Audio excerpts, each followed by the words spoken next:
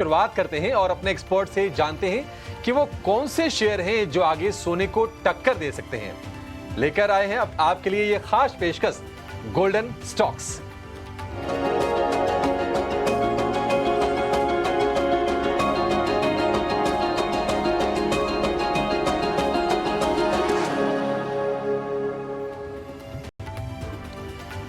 Golden stock सुझाने के लिए हमारे साथ तीन खास मेहमान हैं। जेम फाइनेंशियल के नीरव वोरा हमारे साथ जुड़ेंगे, रॉकस्टड कैपिटल के अभिषेक अग्रवाल होंगे और वृद्धि इन्वेस्टमेंट के विवेक कारवा भी हमारे साथ जुड़ेंगे। तीन दिग्गज एक्सपर्ट होंगे।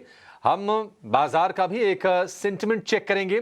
गोल्ड के मुकाबले equity as an asset class कितनी दमदार है, आगे का फ्यूचर कितना चमकदार है, ये जानने की कोशिश करेंगे। लेकिन आपको यह भी बताएंगे कि सोने में जो ऐतिहासिक रैली का दौर चल रहा है, यह तेजी क्यों है और आगे कितनी तेजी हो सकती है।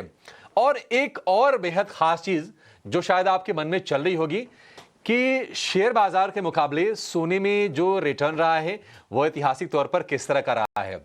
इन चीजों का जवाब लेंगे अपने सहयोगी विश्व मोहन कुमार से। विश्व मोहन, आपका भी बहुत शुक्रिया ये बहुत ही डीप डाइव करके ये रिसर्च निकालने के लिए। आपसे ही शुरू कर लेते हैं। इनफैक्ट आप जरा बताइए कि सोने की जो रैली चल रही है वो क्यों चल रही है, आगे अभी कितनी चल सकती है, ब्रोकरेज हाउसेस क्या कह रहे हैं, और जरा ये भी बताइएगा कि निफ्टी के मुकाबले गोल्ड ने किस तरह का रिटर्न कमा कर दिया है।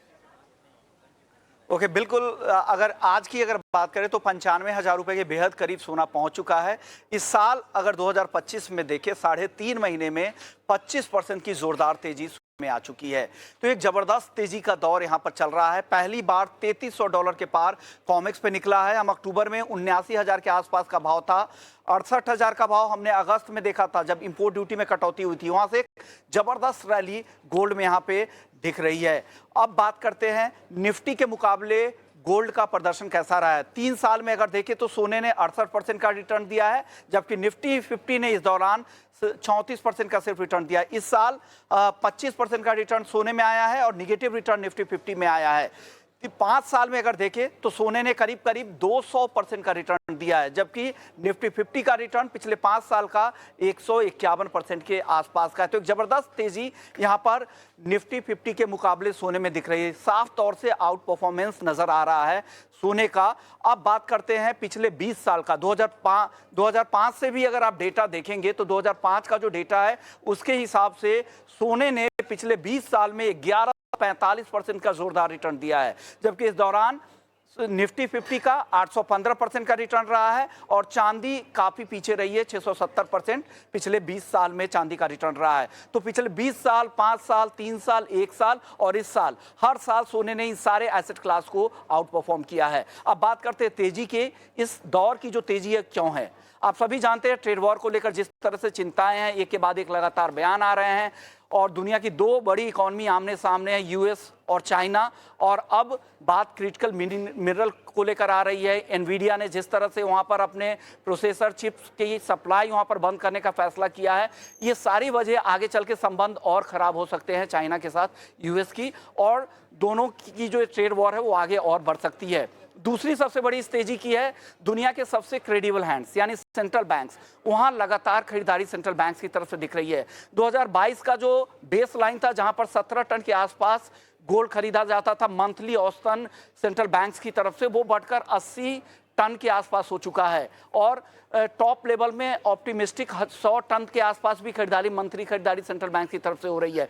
ग्लोबल गोल्ड ईटीएफ देखिए, वहां पर ऑप्टिमिज्म लगातार बना हुआ है।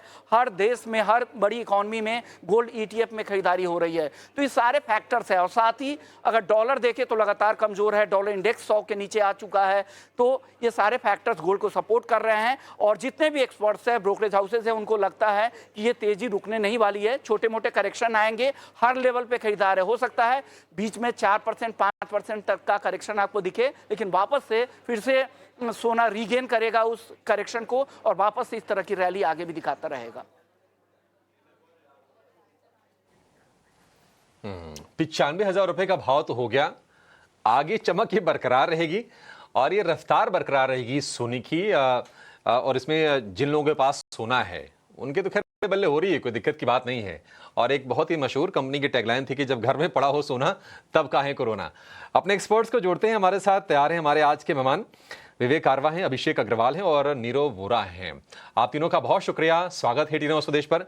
विवेक जी, आपसे शुरुआत करना चाहेंगे। देखिए, आप चेन्नई से आते हैं आप, और वहाँ लोग बहुत पसंद करते हैं सोना। वहाँ की कंपनीज भी, ये जो गोल्ड फाइनेंसिंग वाली कंपनी तो सारी की सारी साउथ इंडिया की हैं। आप जरा ये बताइए कि gold as an asset class आप किस तरह से देखते हैं, और जरा ये बताइए कि आपके पास भी घर में सोना पड़ा है क्या? कितने खुश हैं आप इस रैली से? अभिषेक, पहले तो गुड मॉर्निंग और सबको गुड मॉर्निंग। मैं मतलब अच्छा आपका कोट था कि घर में है सोना तो फिर क्यों है रोना। राइट। तो इसके लिए मुझे हंसी आ रही थी। मजेदार कोट था, ये काम आएगा अगली बार। तो देखिए, साउथ में सोने का चलन तो बहुत है। और मतलब आप मेरे ऑफिस के आजू बाजू भी 500 के अंदर आपको सोने की दुकान जो जो 5-5 तल्ले की 6-6 तल्ले की बिल्डिंग्स आपको मिल जाएगी, जहाँ पे खाली एक फ्लोर में खाली सोना है, एक फ्लोर में खाली चांदी है। मतलब तरह तरह के आइटम्स आपको बेचने के लिए, मतलब खरीदने के लिए इधर मिलेंगे। ये हालत है चेन्नई की। तो ऐसे asset class definitely asset class ने अच्छा किया है। लेकिन एक चीज है, आपके कोर्ट से मैं थोड़ा सा डिसएग्री करूंगा, क्योंकि कितना भी आपके पास पैसा हो इन्वेस्ट करने के लिए, आप 100% पैसा सोने में डाल के नहीं सो सकते। मतलब रोना नहीं होगा, लेकिन हो सकता है कि आपको नींद नहीं आएगी, सोना पॉसिबल नहीं है। क्योंकि एंड ऑफ द डे क्या कर रहे हो आप, एक ही एक कमोडिटी में डाल रहे हो जहाँ पे रिस्क बहुत ज्यादा है। कल को समझ लो ये टैरिफ वॉर खत्म होता है, या फिर वर्ल्ड में जितने भी प्रॉब्लम्स थे दुनिया में, वो थोड़े बहुत अगर कम होते हैं, तो हो सकता है कि आपको करेक्शन भी देखने को मिले। और एक सोने में ये एक फेज भी था आपके, मतलब सहयोगी ने दिखाया था कि 11% कुछ रिटर्न्स आया पिछले 20 साल में। लेकिन एक फेज ऐसा भी था जहाँ पे 8-10 साल के लिए सोना एक रेंज में था और कोई बड़ी मूवमेंट नहीं आई। तो ऐसा कभी अगर हो जाए तो आप अटक जाओगे लॉन्ग टर्म। वही आप अगर निफ्टी का जो 8.5% देख रहे हो, वो तो सिर्फ निफ्टी का है। और आप अगर थोड़ा सा डीप डाउन, थोड़ा सा अंदर और जाओ, आपको दिखेंगे कि इससे बेहतर रिटर्न्स आपको म्यूचुअल फंड से, स्टॉक्स ने दिया है, जहां पे आपका डाइवर्सिफिकेशन भी पॉसिबल है। तो मैं सोने के खिलाफ नहीं हूँ, लेकिन ये है कि आप सिर्फ सोना भी नहीं ले सकते। हाँ, पोर्टफोलियो में 5-7%, 10% तक आप अगर सोना रखते हो तो कोई दिक्कत नहीं है। और उसके लिए कई आजकल in fact multi asset allocation funds काफी आए हुए हैं, जहाँ पे 10-1% तक सोना भी रहता है। तो उसके लिए मैं ओके हूँ, लेकिन 100% सोना कभी नहीं लूंगा। और मैं, हाँ, मैं खुद पर्सनली सोना नहीं पहनता हूँ, घर में वाइफ के पास होगा। अब वो कितना है वो नहीं मालूम मुझे। हाँ, नहीं, नहीं, विवेक जी मत बताइए। देखिए, ये सब चीज़ें ना डिस्क्लोज ऑन एयर करना भी नहीं चाहिए, और ये सच बात है, आपसे मैं एग्री करता हूँ कि नहीं, सोना एज एन एसेट क्लास अच्छी चीज़ है, लेकिन अपने पोर्टफोलियो का 5 से 10% आप रख सकते हैं, उससे ज़्यादा आपको थोड़ा डाइवर्सिफिकेशन पे यकीन कीजिए। और हमारे शो करने का मकसद भी यही है कि आपको सोने जैसे खरे शेयर बताए जाएं, और वो शेयर जो शायद सोने के रिटर्न को भी आउटक्लास करें, आउट परफॉर्म करके निवेशकों को पैसे कमा कर दें। और हमारे 3 दिग्गज तैयार हैं आपको वो शेयर बताने के लिए, जहां पर आपको बहुत ही चमकदार धमाकेदार रिटर्न अगले आने वाले सालों में मिलने वाले हैं। कम से कम 1 साल की तो बात हम कर लेंगे और उनके टारगेट भी समझ लेंगे। नीरव जी, आपसे शुरू करेंगे। देखिए, क्या है ना कि सोना जिसके पास पड़ा है वो तो बहुत खुश हो रहा होगा कि नहीं, उसकी वैल्यू 95,000 रुपए की होगी 1 तोले की। लेकिन अब क्या ना, शादी ब्याह का सीजन भी चल रहा है, जिनके पास नहीं है, जिनको खरीदना है, वो तो माथा पीट रहे होंगे कि कैसे खरीदें सोना इतना महंगा। तो ये सब बातें तो चल रही हैं, लेकिन सीधे अब शेयर से शुरू कर लेते हैं। बताइए, सोने जैसा खरा पहला शेयर जहां पर 1 साल में बढ़िया मजबूत रिटर्न मिलेगा, गोल्डन स्टॉक का पहला शेयर आपकी तरफ से कौन सा होगा? बिल्कुल, देखिए तो जैसे आपने बताया कि सोने में एक अच्छी तेज़ी देखी है, वैसे ही हमने इक्विटीज़ में एक अच्छी गिरावट देखी है पिछले 5-6 महीनों में, जो एक बहुत ही अच्छा अपॉर्च्युनिटी देता है हमारे इन्वेस्टर्स को कि इस लेवल पे आप निवेश कीजिए तो 1 साल में क करीबन 20 से 25% आपको आराम से मिलेगा। तो उसके चलते मेरा सबसे पहला स्टॉक जो है वो है Piramal pharma from the pharma space. अब ये जो कंपनी है वो सीडीएमओ में एक उसका बहुत ही अच्छा स्ट्रॉन्ग फुटेज है। और अगर मैं Q4 की बात करूँ तो हमें नेट सेल्स, एबिटा और पैट जो हमें लग रहा है वो करीबन 12, 7 और 193% से वाई-ओ-वाई बेसिस पे ग्रो होगा। यानी इसका मतलब है कि जो पैट ग्रोथ होगा वो करीबन 200% से बढ़ कर के आएगा। तो बहुत ही स्ट्रॉन्ग नंबर्स आएँगे इस क्वार्टर में। तो हमें लग रहा है कि ये कंपनी डेफ़िनेटली इस लेवल पे आपको बाय करना चाहिए। करीबन दो 221 का भाव है, हमारा लक्ष्य है 340, 1 साल का लक्ष्य है, करीबन 54% का एक अपसाइड देख रहे हैं। तो डेफिनेटली ये मेरा पहला पिक होगा फ्रॉम लॉन्ग टर्म पर्सपेक्टिव।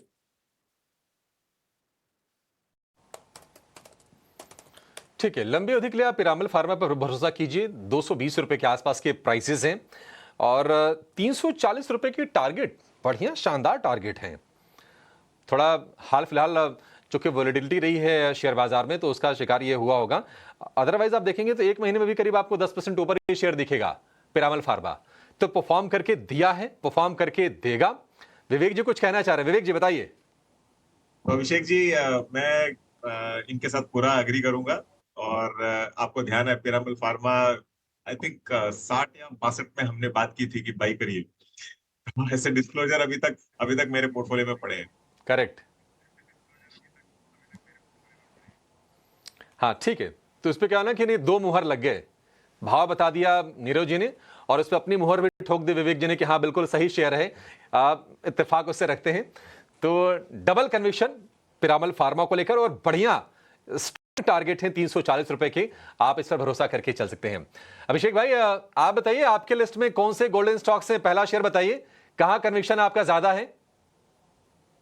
मैं वही कन्विक्शन मेरा ज्यादा है जहाँ गवर्नमेंट का कन्विक्शन ज्यादा है। इस मामले में जो स्टॉक रिकमेंड मैं करना चाहूंगा वो कोचिन शिपयार्ड है। वाह। 1450 के आसपास की इसकी प्राइस चल रही है सीएमपी। एंड लार्जली ये ट्रेड वॉर से ज्यादा कोई इफेक्ट नहीं दिख रहा है मुझे अफेक्टेड इस तरह की कंपनियां, क्योंकि ये डोमेस्टिक स्टोरी पे ज्यादा प्ले कर रही है। करती क्या है, डिफेंस शिप बिल्डिंग में है। वे फिलहाल next gen missile vessels, ASW corvettes, ये सब इनकी बनानी है।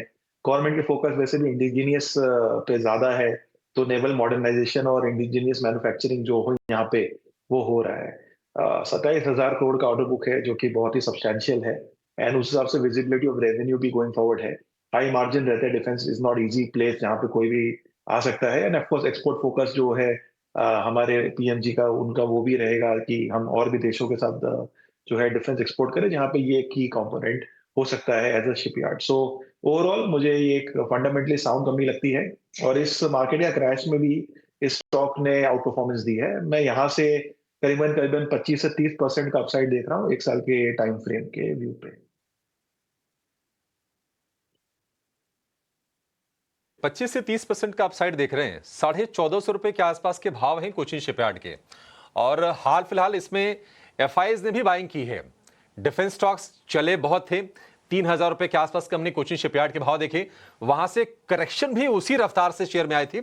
लेकिन अब सेकंड राउंड की बाइंग हो रही है और कोचिन शिपयार्ड ये डिफेंस वाला प्ले है, सरकारी कंपनी है। अब ऑर्डर बुक्स की कम में कोई दिक्कत नहीं है, लगातार हम अच्छी न्यूज भी देख रहे हैं डिफेंस वाले सेक्टर को लेकर। तो ये बढ़िया स्टॉक आपको सुझा रहे हैं अभिषेक जी।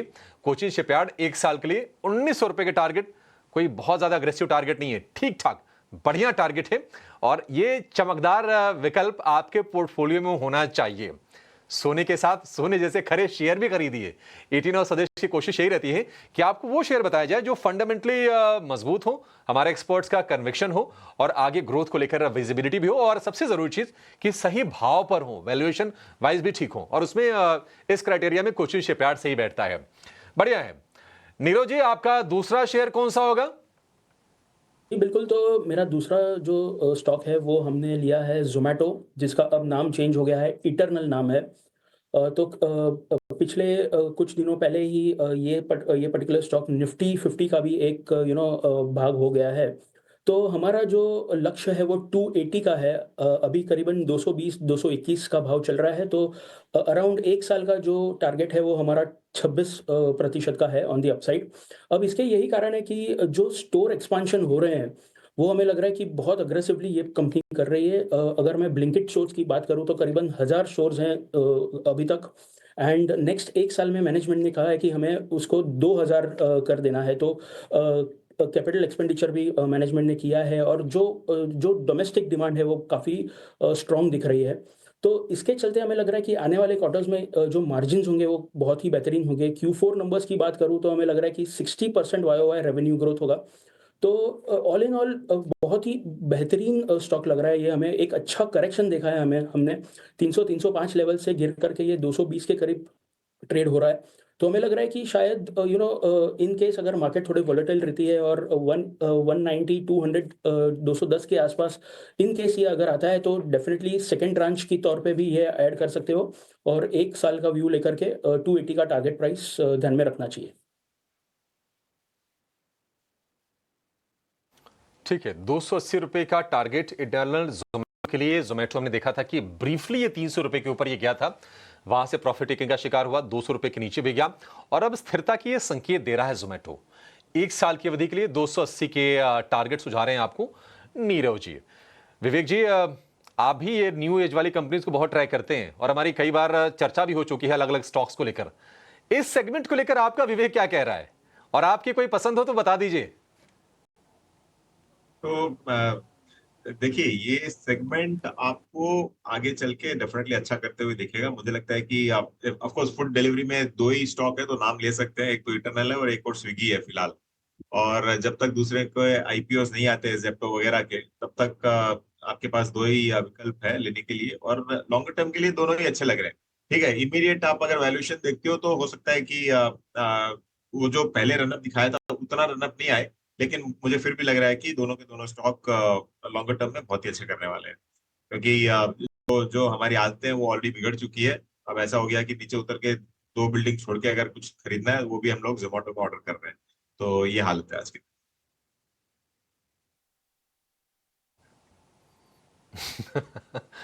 आदतें बिगड़ चुकी हैं, चलिए अपना फाइनेंशियल भविष्य बना लीजिए और उसमें ये स्टॉक्स मददगार आपके लिए हो जाएंगे, जोमेटो और स्विगी जैसे दोनों। इस पर भी हमने व्यू ले लिया। अभिषेक जी, आप बताइए कि आपका सेकंड स्टॉक कौन से सेगमेंट से है और क्यों पसंद है आपको? तो अभिषेक, ऑटो एंसिलरी या ऑटो स्पेस जो है वो काफी वाइड है, बट ईवी थीम जो है वो रियल है। एंड इंडिया के अंदर में जो मोस्ट प्रोमिनेंट कंपनी मुझे लगती है जो इस ईवी थीम को बेटर वे में प्ले कर रही है, वो है endurance technologies. Now endurance technologies की सबसे बड़ी खासियत ये है कि ये जो बनाते हैं, जो कि aluminium die casting, ABS, advance suspension system, ये सारे क्रिटिकल पार्ट्स है अगर हम किसी भी 2 व्हीलर या 4 व्हीलर के व्हीकल को देखेंगे।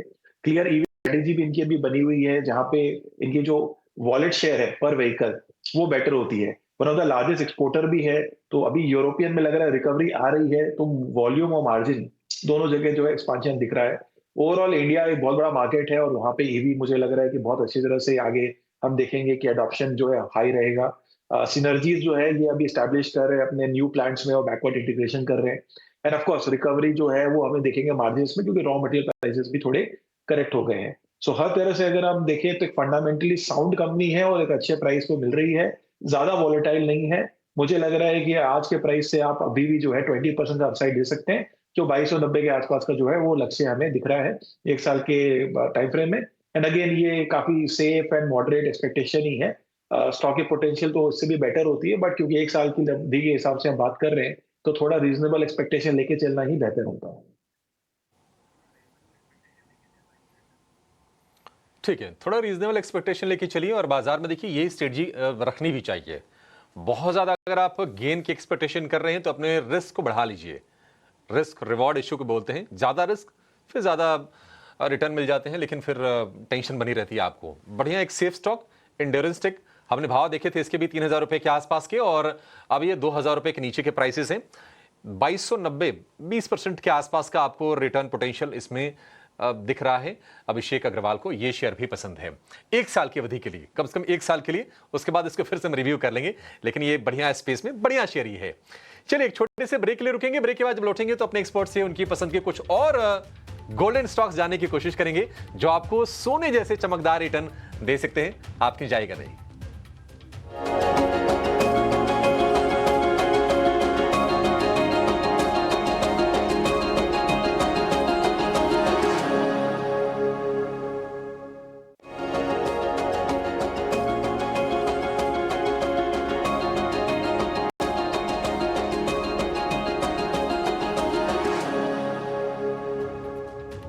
ब्रेक के बाद आपका स्वागत है हमारे खास शो गोल्डन स्टॉक्स में। तो सोना है रिकॉर्ड ऊंचाई पर, 10 ग्राम का भाव 95,000 रुपए से ऊपर है, लेकिन हम आपको बता रहे हैं वो शेयर जो सोने का रिटर्न के मुकाबले में आपको बढ़िया कमाई करा के दे सकते हैं। अब ब्रेक से पहले हमने कई शेयर जाने हैं और ब्रेक के बाद हमारे तीनों के तीनों एक्सपर्ट तैयार हैं। नीरव वोरा हैं, इसके अलावा विवेक कारवा हैं और अभिषेक अग्रवाल हमारे साथ हैं जो आपको बेहतरीन स्टॉक्स बता रहे हैं। नीरव जी, लिस्ट में अगले स्टॉक्स कौन से हैं? थोड़ा वक्त की कमी है आपके पास, अगर एक से ज्यादा शेयर हैं तो आप एक साथ बोल दीजिए सर। जी बिल्कुल। तो मेरा जो तीसरा स्टॉक है वो है जेएसडब्ल्यू एनर्जी। सी बेसिकली हमें जो पावर जनरेशन और पावर ट्रांसमिशन ये जो स्पेस है बहुत ही अट्रैक्टिव लग रहा है नेक्स्ट 2 से 3 साल के लिए। तो उसमें से जो पावर जनरेशन तरफ जो कंपनी का योगदान है वो है जेएसडब्ल्यू एनर्जी। हमें बहुत अच्छा लग रहा है। Q4 की बात करूँ तो हमें अच्छे आंकड़े देखने मिल सकते हैं। तो 515 का करीबन भाव चल रहा है और हमारा जो लक्ष्य है वो 660 का है। सो करीबन 28% का एक अपसाइड हम लोग देख रहे हैं 1 साल के तौर पे। और दूसरा जो मेरा स्टॉक है वो है डिफेंस स्पेस में से जो है भारत इलेक्ट्रॉनिक्स। एक लार्ज कैप कंपनी है, निफ्टी 50 को बिलोंग करती है। 293 294 का भाव चल रहा है और हमारा लक्ष्य है 360 again from a 1 year perspective. तो करीबन 23-24% का अपसाइड है। अगेन जो Q4 नंबर्स है वो काफ़ी स्ट्रॉन्ग आएंगे। ऑन क्वार्टर बेसिस 40% का ग्रोथ हमें दिखाई दे रहा है। प्लस जो गवर्नमेंट का फोकस है डिफेंस की तरफ वो बहुत ही बेहतरीन लग रहा है। तो जेएसडब्ल्यू एनर्जी और भारत इलेक्ट्रॉनिक्स ये मेरे 2 पिक्स होंगे। ठीक है, जेएसडब्ल्यू एनर्जी और भारत इलेक्ट्रॉनिक्स। बीएल ये भी सरकारी कंपनी है और यहाँ पर भी हमने प्रॉफिट टेकिंग देखी थी। 350 रुपये के आसपास के भाव थे, वहाँ से गिर के ये शेयर 200 के आसपास आया, फिर से रफ्तार पकड़ी। 300 रुपये के अराउंड इसके प्राइसेस होनी चाहिए। एक साल में 360 20% के रिटर्न, एनीथिंग एबव 15% माना जाता है कि इक्विटी में बढ़िया रिटर्न होता है वो, और ये स्टॉक उसी लिहाज से आपके लिए आकर्षक है। भारत इलेक्ट्रॉनिक्स और जेएसडब्ल्यू एनर्जी, इसके लिए जो टारगेट है वो है 659 रुपए का एक साल में। बढ़िया है। अभिषेक जी, आपके लिस्ट में अब अगले शेयर्स कौन से हैं? तो यहाँ पे मैं रिकमेंड करना चाहूंगा एक स्टॉक जो है रेमंड। नाउ रेमंड के अंदर में हुआ ये है कि इन्होंने जो है अपनी जो बिजनेसेस है उसको डीमर्ज कर दिया। इसमें लाइफस्टाइल और रियल एस्टेट ये दोनों अलग चली गई। एंड मोस्ट ऑफ द लोग अभी सोच रहे होंगे कि इस कंपनी में बचा क्या है, कहाँ पे हम देख रहे हैं। बट अब कंपनी की जो स्ट्रेटेजी है वो बहुत क्लियर है कि हर एक बिजनेस जो वो ऑपरेट करेंगे वहां पे उनका क्लियर फोकस रहेगा, डोमिनेंट फोकस रहेगा। तो रेमंड के अंदर में फिलहाल अब इनका जो फोकस है वो अब हो चुका है इंजीनियरिंग की तरफ। तो एक इन्होंने कंपनी कि after they have demerge the company और जिनको कैश मिले, डेट कम किया उन्होंने, मैनी प्रिसीजन करके एक कंपनी है जिन्होंने अक्वायर किया है। तो अब यहाँ से मुझे लग रहा है कि ये कंपनी एक नए दौर पे जाएगी जहाँ इंजीनियरिंग डिफेंस जो है वो वहाँ पे एक बड़ा अपॉर्चुनिटी जो प्ले करने के लिए है इंडिया में, वहाँ पे वो फोकस करेगी। इसलिए एक मॉडरेट टारगेट मैंने 15% का एक साल के हिसाब से रखा है ताकि हम ये देखें कि यहाँ पे ये कंपनी क्या प्रोग्रेस कर रही है। तो इस तरह से ये स्टॉक जो है मेरे रिकमेंडेशन में है। ठीक है, बढ़िया है। 1550 रुपए के भाव फिलहाल हैं रेमंड के और टारगेट जो बन जाएगा एक साल में वो होगा 1750 रुपए के आसपास का। तो करीब करीब 7 से 8 शेयर आपको हमने बता दिए। विवेक जी, आखिरी सवाल आपसे होगा कि इन 7-8 शेयरों में बैंक का या फिर फाइनेंस का कोई भी शेयर नहीं आया। थोड़ा सा मुझे ताज्जुब हो रहा है, जबकि यहां से मुझे लग रहा है कि शायद माहौल बड़ा अच्छा बना हुआ है। अब सीपीआई इन्फ्लेशन कम हो गया है, अब यहां से इकोनॉमी अगर ओपन अप होती है तो बैंकों को फायदा होगा। एफआईज के पैसे अगर आते हैं तो आईटी में बड़े लिमिटेड स्कोप हैं और वेटेज के हिसाब से फिर बैंकों में शायद ज्यादा पैसा है। आप जरा बताइए कि बैंकिंग पर भी क्या बुलिश होने का फिर से समय आ गया है? देखिए, इसका कारण हो सकता है क्यों नहीं आया है। पहली चीज तो आप देखिए, बैंकिंग जो बैंकेक्स है, बीएसई बैंकेक्स है या फिर बैंक निफ्टी, दोनों में इतनी शानदार रिकवरी आई है। मतलब जो बैंकेक्स उदाहरण के लिए जो 54,000 था, अभी ऑलरेडी ऑलमोस्ट 60,000 आ गया और ऑल टाइम हाई के आजू बाजू ही है। लेकिन आपका शो था कि गोल्ड से ज्यादा आपको रिटर्न्स चाहिए, तो हो सकता है कि तीनों बैंकिंग इंडेक्स को इग्नोर किया होगा, क्योंकि हो सकता है कि वहां पे अच्छा रिटर्न्स मिले, लेकिन आपको high double digit returns Bankex कभी भी मल्टी बैगर नहीं बन सकता है। तो पॉसिबिलिटी वो होगा, लेकिन हाँ, ओवरऑल मुझे बैंकेक्स बहुत अच्छा लग रहा है।